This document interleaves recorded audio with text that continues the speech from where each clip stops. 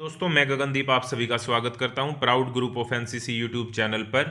और अगर आप एनसीसी ए बी या सी सर्टिफिकेट का एग्ज़ाम देने वाले हैं तो ये वीडियो आपके लिए वेरी वेरी इंपॉर्टेंट है, क्योंकि अभी अभी 2021 के अंदर आपका जो एनसीसी का एग्ज़ाम हुआ है उसका पेपर है ये, और उसको हम यहाँ पे सोल्व करने वाले हैं। तो इसीलिए ये वीडियो आपके लिए बहुत ज़्यादा इंपॉर्टेंट है। और कुछ डायरेक्टरेट का जो एग्जाम है वो ऑप्शन टाइप होने वाला है, और ये वाले में भी बहुत सारे क्वेश्चन हैं जो ऑप्शन टाइप हैं, तो उसमें ये आपकी बहुत ज़्यादा मदद करने वाले हैं। तो सबसे पहला क्वेश्चन जो यहाँ पे पूछा गया है वो है, विश्व पर्यावरण दिवस किस दिन मनाया जाता है। तो विश्व पर्यावरण दिवस जो मनाया जाता है वो 5 जून को मनाया जाता है। इसकी बात आपको पता होनी चाहिए, मतलब आपको पता होना चाहिए कि विश्व पर्यावरण दिवस कब मनाया जाता है। इसके अलावा आपको ये भी पता होना चाहिए कि एनसीसी के एग्जाम के अंदर इंपॉर्टेंट डेज से रिलेटेड क्वेश्चन हमेशा पूछे जाते हैं।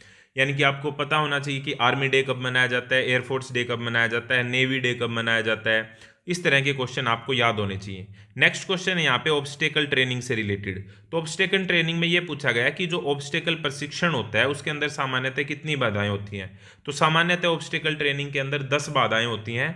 और ऑब्स्टेकल कोर्स में पहली बाधा कौन सी पार करनी होती थी? पहली जो बाधा होती है वो होती है सीधी बीम, यानी कि स्ट्रेट बैलेंस जिसको हम कहते हैं, वो हमारी यहाँ पे क्या होती है? पहली बाधा होती है। ये बात आपको पता होनी चाहिए। अब आपके एग्जाम में इंपॉर्टेंट डेज के अलावा इंपॉर्टेंट फुल फॉर्म भी पूछी जाती हैं, ठीक है। तो जो भी एनसीसी से रिलेटेड इंपॉर्टेंट फुल फॉर्म है वे आपको पता होनी चाहिए। उसके ऊपर भी एक वीडियो बनाई गई है जो आपको चैनल के ऊपर मिल जाएगी, तो आप चैनल को सब्सक्राइब करके उस वीडियो को क्या कर सकते हैं? देख सकते हैं। नेक्स्ट क्वेश्चन यहाँ पे देखो भाई, नेक्स्ट क्वेश्चन फुल फॉर्म का ही आ गया, जो मैं अभी आपको बता रहा था कि फुल फॉर्म से रिलेटेड आपके एग्जाम में क्वेश्चन पूछे जाते हैं कि एएससी का क्या मतलब होता है। यानी कि एएससी जो ये वर्ड है इसकी क्या फुल फॉर्म होती है। तो एएससी की फुल फॉर्म होती है army service corps. Army service corps ये एएससी की फुल फॉर्म होती है। आपके एग्जाम में एएमसी से रिलेटेड फुल फॉर्म पूछी गई है, तो ये भी आपको पता होनी चाहिए। इसके अलावा भी बहुत सारी इंपॉर्टेंट फुल फॉर्म होती हैं जो आपके एग्जाम में पूछी जाती है। नेक्स्ट क्वेश्चन हमारा यहाँ पे क्या कहता है भाई? देखो, नेक्स्ट क्वेश्चन कहता है कि एक जो सेक्शन होता है उस सेक्शन में कितने जवान होते हैं। तो सेक्शन में कितने जवान होते हैं? सेक्शन में होते हैं टोटल 10 जवान। कितने जवान होते हैं? टोटल होते हैं 10 जवान। अब आपके एग्जाम में यह पूछा जा सकता है कि सेक्शन फॉर्मेशन कितने प्रकार की होती है। ये इंपॉर्टेंट क्वेश्चन है, आपके एग्जाम में कई बार पूछा गया है कि सेक्शन फॉर्मेशन कितने प्रकार की होती है, उनके नाम बताओ। तो ये आपको पता होनी चाहिए भी। What do you mean by Prithvi? अब पृथ्वी वर्ड इन्होंने दे दिया, तो पृथ्वी क्या है इन ऑप्शंस में से? तो ना पृथ्वी सूत्र है, ना बम है, ना टैंक है। पृथ्वी क्या है? एक मिसाइल है। तो ये आपको पता होगी कि पृथ्वी एक मिसाइल होती है। ये किस तरह की मिसाइल होती है ये आपको कमेंट बॉक्स के अंदर बताना है, अगर आपको पता है तो। नेक्स्ट क्वेश्चन देखो भाई यहाँ पे। नेक्स्ट क्वेश्चन हमारा है कि वीरता का उच्च पदक। वेरी वेरी इंपॉर्टेंट है, मैं आपको बड़े ही अच्छे से समझाऊंगा ताकि आप कभी भी ना भूलें, और ना ही अपने एग्जाम तक तो बिल्कुल ही ना भूलें। क्वेश्चन यहाँ पे पूछा गया कि वीरता का उच्च पदक लड़ाई के सामान के सामने के अलावा। अब ये क्वेश्चन आप गलत कर सकते हैं, इस बात को आपको ध्यान रखना है कि लड़ाई के सामने के अलावा। देखो, जो गैलेंट्री अवार्ड होते हैं यानी कि वीरता पदक होते हैं ना, वो दो तरह के होते हैं। एक तो वार टाइम के लिए दिया जाता है, यानी कि युद्ध क्षेत्र के अंदर जब हम लड़ाई का सामना कर रहे हैं, और एक पीस टाइम के अंदर दिया जाता है, यानी कि जब युद्ध नहीं हो रहा हो जब दिया जाता है। तो वार टाइम के भी अवार्ड होते हैं गैलेंट्री, और पीस टाइम के भी अवार्ड होते हैं। इन्होंने कौन से पूछ रखे हैं? लड़ाई के अलावा, यानी कि इन्होंने पीस टाइम के पूछ रखे हैं, ना कि वार टाइम के पूछ रखे हैं। अगर वार टाइम के पूछे जाएं तो सबसे पहले आता है परमवीर चक्र, फिर आता है महावीर चक्र, और फिर आता है वीर चक्र। आपको ऐसे याद रखना है, पहले नंबर पे परमवीर चक्र, और वैसे भी सबसे हाईएस्ट गैलेंट्री अवार्ड परमवीर चक्र, फिर महावीर चक्र, और फिर वीर चक्र। लेकिन अगर पीस टाइम में पूछा जाता है, यानी कि शांति टाइम के अंदर अगर पूछा जाए, तो सबसे पहले नंबर पे आएगा अशोक चक्र, फिर आएगा कीर्ति चक्र, और फिर आएगा शौर्य चक्र। पहले नंबर पे अशोक चक्र, फिर कीर्ति चक्र, और फिर शौर्य चक्र। यहाँ पे पूछा गया लड़ाई के सामने के अलावा, तो इसके अंदर सबसे पहले नंबर पे अशोक चक्र आता है, ना कि कीर्ति चक्र और ना ही परमवीर चक्र। तो वार के टाइम का हो गया, और महावीर चक्र भी वार के टाइम का हो गया। तो ना तो एक एक भी गलत है, सी भी गलत है, डी भी गलत है। Option B is the correct answer, यानी कि अशोक चक्र इस क्वेश्चन का बिल्कुल सही आंसर होगा। आई होप ये आपको समझ में आ गया होगा और आपने इसे नोट डाउन भी कर लिया होगा। नेक्स्ट क्वेश्चन की तरफ अब हम बढ़ते हैं भाई। नेक्स्ट क्वेश्चन पूछ रखा है हमसे 7.62 एसएलआर के बारे में। 7.62 एसएलआर का पूरा नाम लिखो। फुल फॉर्म मैंने आपको बताया कि आपके एग्जाम में पूछी जाती है। तो 7.62 का तो 7.62 रहेगा, और ये सभी में दे रखा है। लेकिन एसएलआर की फुल फॉर्म होती है सेल्फ लोडिंग राइफल, तो ये भी नहीं है। रिसोर्स ये भी नहीं है। सब लोडिंग राइफल ये भी नहीं है। तो option A is the correct answer. बात समझ में आ रही है भाई आपको? बिल्कुल आ रही होगी। एक इंपॉर्टेंट इन्फॉर्मेशन यहाँ पे है कि ये जितने भी क्वेश्चन मैं करा रहा हूँ या इसके अलावा भी जो आपके एग्जाम के लिए इंपॉर्टेंट क्वेश्चन है, उन सभी के मैं क्विज बनाकर, यानी कि आप क्विज के फॉर्म में अब एनसीसी के क्वेश्चंस को अटेम्प्ट कर सकते हैं। आपको करना क्या है, प्राउड ग्रुप ऑफ एनसीसी ये सर्च करना है टेलीग्राम के ऊपर। ठीक है, तो जैसे ही आप टेलीग्राम के ऊपर जाएंगे, प्राउड ग्रुप ऑफ एनसीसी नाम से एक आपको चैनल मिलेगा, और वहां पे डेली के डेली आपको एनसीसी के क्विज, एनसीसी से रिलेटेड इंपॉर्टेंट इंफॉर्मेशन, पीडीएफ और नोट्स वगैरह वहां पे प्रोवाइड होते रहते हैं। तो इस बात का आपको ध्यान रखना है। और दूसरी बात, आपको एक बात पता होनी चाहिए कि जब भी हमारा एनसीसी का एग्जाम आता है और अगर हम चाहते हैं कि हमको ए ग्रेड लेनी है, तो क्या होता है, हमको पूरी की पूरी एनसीसी की हैंडबुक पढ़नी पड़ती है, जिसके अंदर बहुत सारा मटेरियल दिया होता है, और कुछ मटेरियल ऐसा होता है जो एग्जाम पॉइंट ऑफ व्यू से उतना इंपॉर्टेंट नहीं होता। तो तब हमारे दिमाग में एक बात आती है कि कोई ऐसे नोट्स हों जिनके अंदर सिर्फ वही क्वेश्चन हो जो एग्जाम में पूछे जाते हैं, बार बार पूछे जा सकते हैं, और तो हम कम टाइम के अंदर अच्छे से प्रिपेयर करके एग्जाम में ए ग्रेड ले सके। तो एग्जाम में कैसे क्वेश्चन पूछे जाते हैं? पहली बात तो प्रीवियस ईयर से क्वेश्चन पूछे जाते हैं बहुत ज्यादा, ये बात, यानी कि सारे के सारे प्रीवियस ईयर पेपर हमको सोल्व मिल जाए, वन लाइनर क्वेश्चन मिल जाए, इंपॉर्टेंट फुल फॉर्म जो पूछी जाती हैं वे इकट्ठी मिल जाए, इंपॉर्टेंट डेज जो पूछे जाते हैं वे इकट्ठे मिल जाए। तो इसी के लिए क्या किया गया है कि एक पीडीएफ बनाई गई है जिसका नाम है एनसीसी नोट्स इन हिंदी के नाम से। और अगर आप उस पीडीएफ को खरीदना चाहते हैं तो डिस्क्रिप्शन में आपको व्हाट्सएप नंबर मिल जाएगा, उस पर आप व्हाट्सएप करके उस पीडीएफ को खरीद सकते हैं, और कम टाइम में बेहतर तैयारी करके अपने एग्जाम में अच्छे से अपीयर हो सकते हैं। ये सारे के सारे क्वेश्चन जो मैं करा रहा हूं वो आपको पीडीएफ में मिल जाएंगे।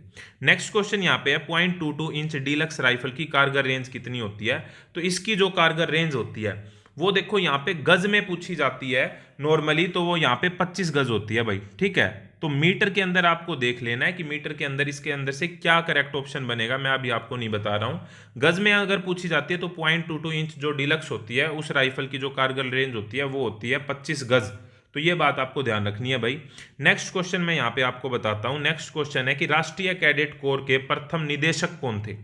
राष्ट्रीय कैडेट कोर जो हमारा एनसीसी है उसके जो सबसे पहले निदेशक कौन थे? वो थे कर्नल जी बैबूर। वेरी वेरी इंपॉर्टेंट क्वेश्चन है, आपको पता होना चाहिए। सदियों से हमने इसको अपने डैश से पाला है। ये हमारा जो एनसीसी गान है, एनसीसी जो गीत है, उसकी एक लाइन है, इसको आपको पूरा करना है। तो सदियों से हमने इसको अपने खून से पाला है, तो option D is the correct answer भाई यहाँ पे। नेक्स्ट क्वेश्चन की तरफ हम मूव कर रहे हैं। नेक्स्ट क्वेश्चन है यहाँ पे कि सीनियर डिवीजन एनसीसी कंपनी में कितने सीनियर अंडर ऑफिसर होते हैं? तो एक कंपनी के अंदर एक सीनियर अंडर ऑफिसर होता है, ये आपको पता होगी। आपको ये बताने अब जूनियर अंडर ऑफिसर कितने होते हैं भाई एक कंपनी के अंदर, एक सीनियर डिवीजन की एक एनसीसी कंपनी के अंदर कितने जेयूओ होते हैं, ये आपको कमेंट बॉक्स में बताना है भाई। नेक्स्ट क्वेश्चन देखो भाई यहाँ पे। नेक्स्ट क्वेश्चन है कि नेशनल इंटीग्रेशन और अवेयरनेस से रिलेटेड। अब नेशनल इंटीग्रेशन और अवेयरनेस में राष्ट्रीय एकता का क्या अर्थ होता है? भावना जो देश के नागरिक के बीच होती है। तो कैसी भावना? एकता के साथ मिलकर रहने की भावना। बी ऑप्शन यहाँ पे गलत है भाई, डी भी गलत है और सी भी गलत है। राष्ट्रीय एकता की बात हो रही है तो यहाँ पे आंसर में भी एकता की बात होगी। देशभक्ति होना, मूल्य होना, ये अच्छी बातें हैं, लेकिन अगर हम बात ही राष्ट्रीय एकता की कर रहे हैं तो वहां पे एकता के साथ मिलकर रहना, इसी को हम राष्ट्रीय एकता कहते हैं। तो ये हमारा ए ऑप्शन कैसा हो गया भाई? करेक्ट आंसर हो गया। नेक्स्ट क्वेश्चन यहाँ पे है कि सुरक्षा सेनाओं का सर्वोच्च कमांडर कौन होता है? यानी कि जो हमारी तीनों की तीनों सेनाएं हैं उनका जो चीफ कमांडर है, सर्वोच्च कमांडर है, वो कौन है? सुप्रीम कमांडर जिसको हम कहते हैं, तो वो होते हैं हमारे राष्ट्रपति जी। इस समय पे हमारे राष्ट्रपति जी कौन है ये आपको कमेंट बॉक्स में बताना है। नेक्स्ट क्वेश्चन है कि कार्डिनल्स ऑफ डिसिप्लिन आर, अनुशासन की विशेषता है। अनुशासन में जो डिसिप्लिन के कार्डिनल है उसके अंदर देखो यहाँ पे समय का पाबंद रहो और मुस्कुराते हुए आज्ञा का पालन करो। ये दोनों के दोनों करेक्ट है, यानी कि बी और सी करेक्ट है। तो इसका मतलब क्या? बी और सी दोनों, यानी कि D option is the correct answer. D option is the correct answer. Discipline की यहाँ पे बात हो रही है तो डिसिप्लिन में बी भी आ गया और सी भी आ गया, तो इसका मतलब बी और सी दोनों ये हमारा करेक्ट आंसर है भाई। आपको ये वाली बात ध्यान रखनी है। नेक्स्ट क्वेश्चन की तरफ हम बढ़ते हैं भाई। तो नेक्स्ट क्वेश्चन यहाँ पे हम देखते हैं कि ये दे रखे हैं भाई हमको कुछ, यहाँ पे सबसे पहले हमको करने हैं भाई सही मिलान। सही मिलान के अंदर हमको ये देखना है कि यहाँ पे इंग्लिश के अंदर दे रखे हैं। तो यहाँ पे फास्ट रोपिंग की अगर हम बात करें, रोपिंग मतलब यहाँ पे रस्सी से रिलेटेड हो गया, तो उसको हम कहेंगे स्लिदरिंग। आपको पता है स्लिदरिंग का मतलब जब हम रस्सी के जरिए फिसल के नीचे आते हैं तो उसको हम स्लिदरिंग बोलते हैं। और पैरा स्लिदरिंग में क्या होता है कि हेलीकॉप्टर के ऊपर से आप जब रस्सी के सहारे नीचे उतरते हैं तो उसको स्लिदरिंग कहते हैं। तो ये हमारा फास्ट रोपिंग के अंदर तो स्लिदरिंग आ गया भाई।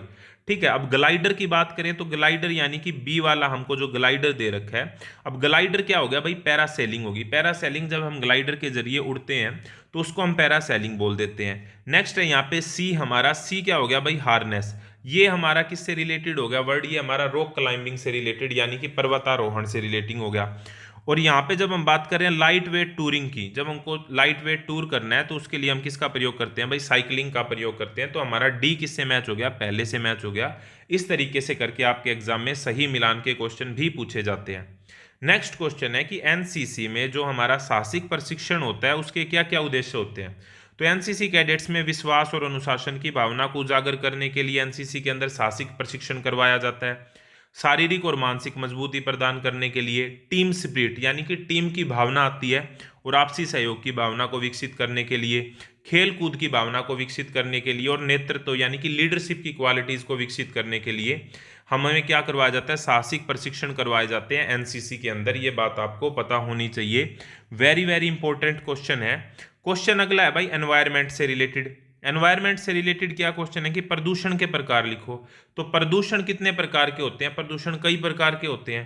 ठीक है, तो इसमें से हमने 4 मेन लिख दिए, वायु प्रदूषण, जल प्रदूषण, ध्वनि प्रदूषण और मृदा प्रदूषण। ठीक है, तो ये बात आपको ध्यान रखनी है भाई, 4 ये मेन जो इंपॉर्टेंट टाइप के प्रदूषण होते हैं, पोल्यूशन होते हैं, वो हमने यहाँ पे बात करी है भाई। फिर नेक्स्ट क्वेश्चन हमारा किससे रिलेटेड आ गया भाई, सही मिलान से रिलेटेड आ गया।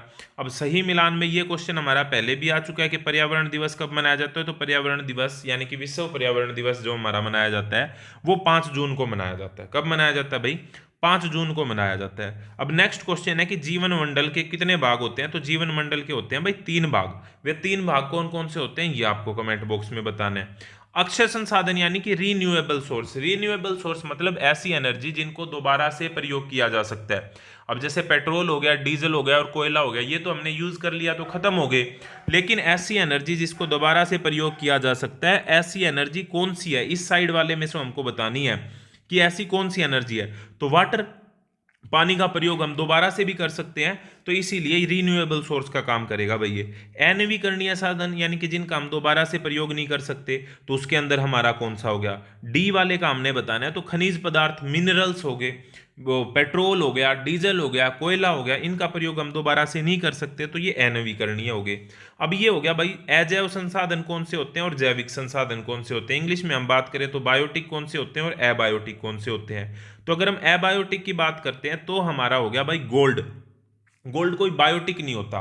बायोटिक यानी कि प्रकृति में मिलता है लेकिन प्रकृति से हमसे इस तरीके से जुड़ा नहीं होता जिस तरीके से हमसे जंगल जुड़े होते हैं। तो ये जंगल एक तरीके से जैविक होते हैं, जीवित चीजों की तरह काम करते हैं जंगल, लेकिन यानी कि सजीव के अंदर आते हैं। तो सजीव के अंदर आते हैं तो ये हमारे जैविक हो गए, लेकिन गोल्ड सजीव में नहीं आता, तो ये एबायोटिक हो गया यानी कि ये अजैव संसाधन हो गया, यानी कि ई का आंसर हो गया दूसरे वाला।